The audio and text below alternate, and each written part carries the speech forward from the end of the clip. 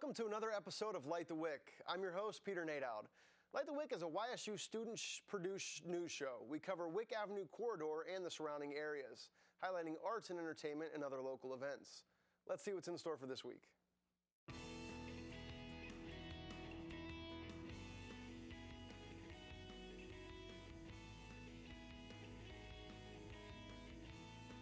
In an effort to help the city of Youngstown and people looking for fresh local foods, Grow Youngstown has partnered with YSU for the Grow Youngstown student organization. Courtney Kensinger gives us a closer look. Farm to You, a Grow Youngstown initiative, provides members with the ability to purchase a share that accounts for the crops they receive every season. Farm to YSU is a student organization providing the students of YSU with healthier dietary options by bringing Farm to You to the campus of Youngstown State University. We have offered student discounts in the past. Last year, Farm to YSU also partnered with Chartwells, which is the dining facility on campus. And so we went to Crispin Dining Hall, and we had an evening where the entire dinner at Crispin was made with produce from Farm to YSU, just to kind of give an awareness,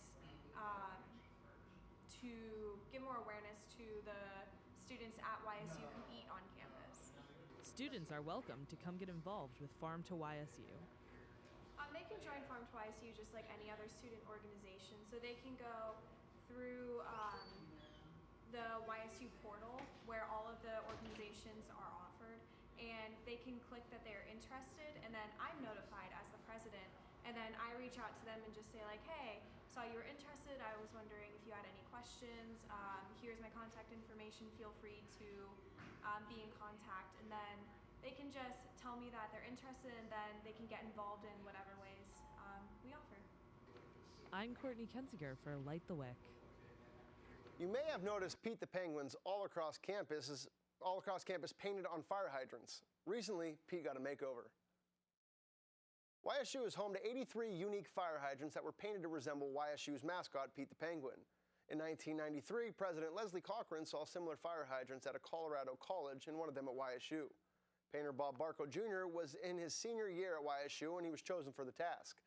After many failed attempts on retouching the fire hydrants, Bob Barco Jr. was recently asked to come back to the campus and touch up his work.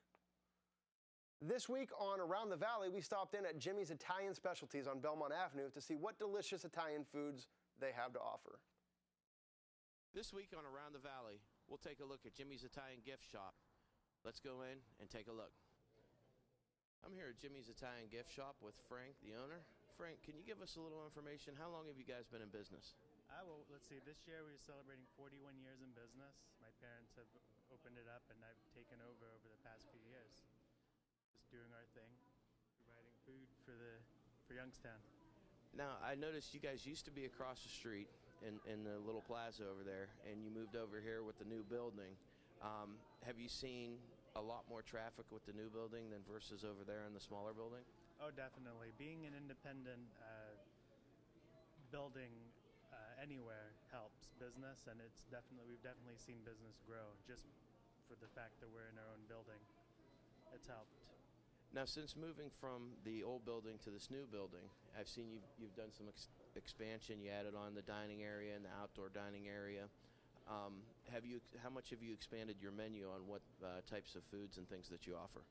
Well, we started just with subs, and then we started doing soups, and then we added on a salad bar. Now we have hot foods. We build your own pasta dishes. Pizzas, pepperoni rolls, spinach rolls. We have a little bit of everything now. Great. Sounds awesome. Well, thanks, Frank, for your time. I know you're busy, so we'll let you get back to work. Thank you. Thanks for having us here. Thank you. Anytime.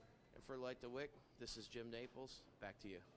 Be sure to check out Jimmy's Italian Specialties, available for dine-in and takeout, or visit their page listed below. Last week, Rookery Radio and YSU Dining Services held their very own lip sync battle at Crispin Dining Commons. DeAndre Veal joined the battle to give us a closer look.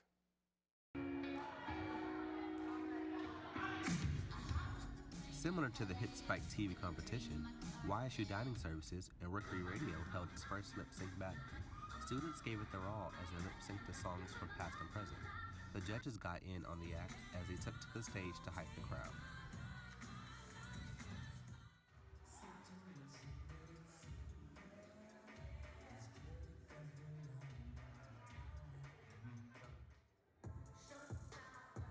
crowd was so energetic that I even stepped up to the mic, eventually winning the second battle.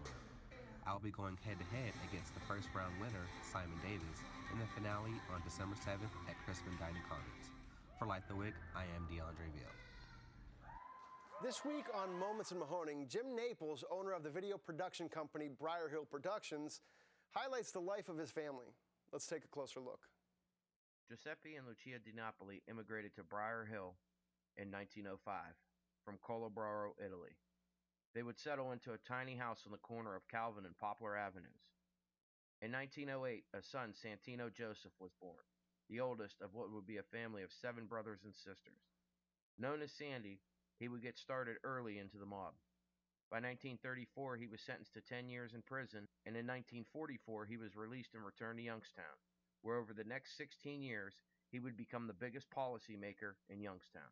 His home on Carlotta would be bombed during construction, causing $50,000 damage. He ran his operation from the Center Sandwich Shop in Camel. His top lieutenants were his brothers, Billy and Joey. Sandy, during his heyday, was the most notorious racketeer in the Youngstown area. He would get caught leaving jail on weekends to visit his girlfriend in 1957. We're standing out here in front of 623 Caledonia Street, where 55 years ago, March of 1960, Sandy Naples was killed on the front porch with his girlfriend, Marianne Vrancich. 2 gunmen would come around the house and shoot Marianne as she opened the door to let Sandy in, and Sandy would duck down behind the banister, and he would unload his .38 revolver, but to no avail. Sandy would be mortally wounded and would die later on that evening at St. Elizabeth Hospital. The war for Youngstown between Cleveland and Pittsburgh factions was just beginning. Only 2 years later, in July 1962, Sandy's brother Billy would be killed in a car bomb at a West Madison Avenue garage. With over 70 unsolved bombings in the 50s and early 60s, including 13 deaths, Youngstown was the bombing capital of the U.S. They were humorously called Youngstown tune-ups. Joey Naples, the youngest of the Naples children, would take over the business for the family with the silent yet watchful eye of his older brother James. Joey would continue to run the family business from the sandwich shop, which included Youngstown United Music Vending Company.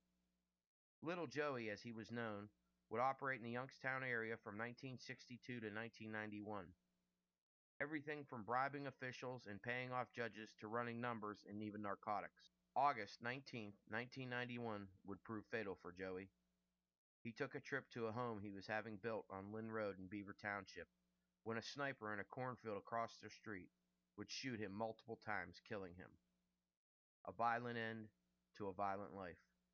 Shortly thereafter, his older brother James would die of natural causes at 80 years old.